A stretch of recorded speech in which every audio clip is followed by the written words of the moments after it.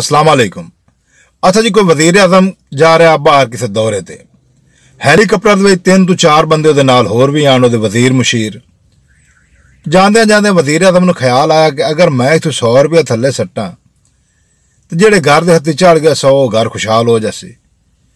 वो वजीर उन्होंने मशवरा दिता कि तुम 100 की बजाय ना 50-50 के 2 नोट सट्टो ताकि 2 घर खुशहाल हो जाए। तीसरा वजीर बोले हो सके तुम 10 नोट सट्टो ताकि 10 घर खुशहाल हो जाए। वजीर आजम उस पायलट तो पूछा, हाँ भी पायलट तेरा की इरादा है? पायलट आखे जी इजाजत दो तो मैं पूरा जहाज ही थले सटना, पूरा मुल्क ही खुशहाल हो जाए।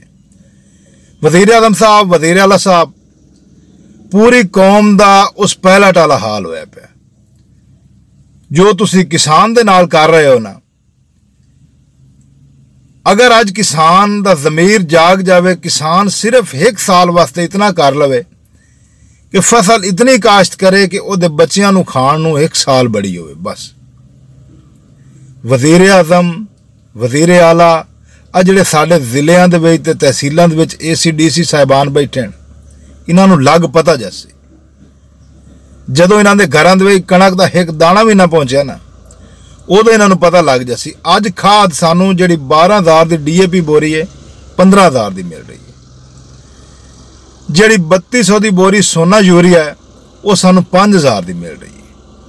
आज AC साहिबान, DC साहिबान सारे सुते हो, किसी नूं नहीं पता कि खाद का रेट सरकारी रेट तो कितना ज्यादा लाया जा रहा है आवाम को।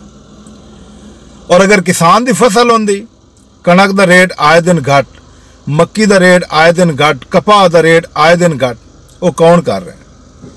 ये जो सिर्फ जिले दे विच बैठे AC साहिबान ते DC साहिबान, इन्होंने कंट्रोल कर लो, पूरा मुल्क कंट्रोल हो जाए।